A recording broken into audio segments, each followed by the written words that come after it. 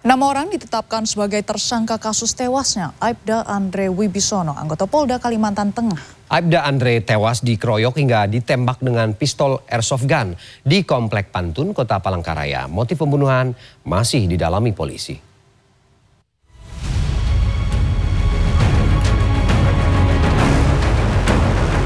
Kasus kematian Aibda Andre Wibisono, anggota polisi Polda Kalimantan Tengah yang ditemukan tewas dianiaya di Komplek Puntun, Kecamatan Pahandut, Kota Palangkaraya, Kalimantan Tengah Jumat sore, akhirnya menemukan titik terang. Polisi kini menetapkan 6 orang tersangka. Selain menetapkan 6 orang tersangka, polisi masih memburu 4 orang pelaku lainnya, salah satunya aktor utama pelaku pembunuhan yang masih buron. Sementara motif dibalik pembunuhan itu masih didalami polisi. Keenamnya kita naikkan statusnya menjadi tersangka untuk kejadian pembunuhan anggota Polri dari Polda Kalimantan Tengah. Masih ada beberapa orang termasuk pelaku utama. Minggu siang jenazah Aibda Andre dimakamkan di tempat pemakaman umum di Kecamatan Jekan Raya. Anak, keluarga, dan kerabat teman almarhum yang hadir tak kuasa menahan sedih hingga menitikkan air mata saat peti jenazah dimasukkan ke liang lahat. Korban yang meninggalkan 4 orang anak itu kini pergi selamanya. Pihak keluarga berharap para pelaku dihukum seberat-beratnya. Kalau bisa anak setimpal-timpal dihukum. Cepat tertangkap ya, gitu Bu ya. Dapat tertangkap setimpal seperti membunuh cucu saya atau gitu. Sebelumnya, Aibda Andre tewas di lokasi kejadian. Andre dikeroyok hingga ditembak para pelaku menggunakan pistol airsoft gun.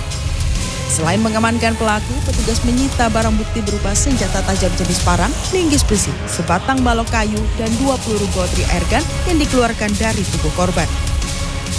Liputan CNN Indonesia.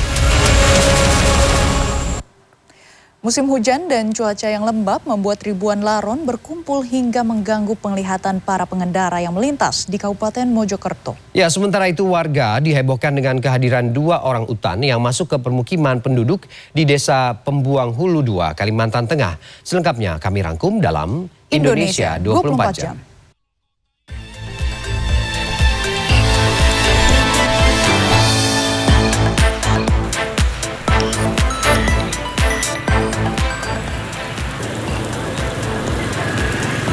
Sejumlah pengendara sepeda motor yang melintas di jembatan Ngerame arah Mojokerto dan sebaliknya nampak hati-hati saat berkendara lantaran terdapat ribuan hewan laron atau klaper yang memenuhi jalan pada Sabtu malam.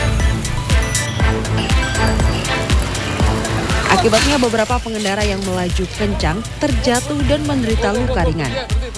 Tak hanya pengendara sepeda motor, kendaraan berat pun mengalami selip atau tergelincir. Untuk melanjutkan perjalanan, para pengendara harus melaju dengan kecepatan rendah.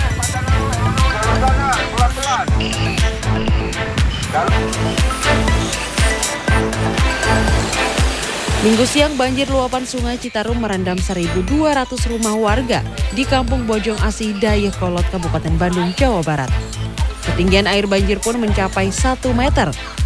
Akibatnya aktivitas warga terganggu dan terpaksa harus menggunakan perahu kayu dengan menerobos genangan air untuk keluar masuk perkampungan. Tidak hanya di Dayakolot, banjir juga merendam sejumlah kecamatan lainnya, di antaranya Kecamatan Majalaya, Balenda, Bojong Soang, dan Ciparai.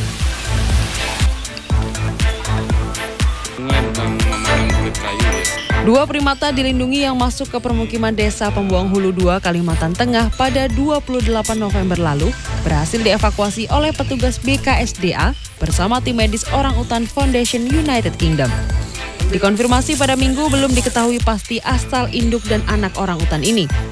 Namun diduga keduanya kelaparan lantaran memakan kulit kayu saat berada di atas pohon.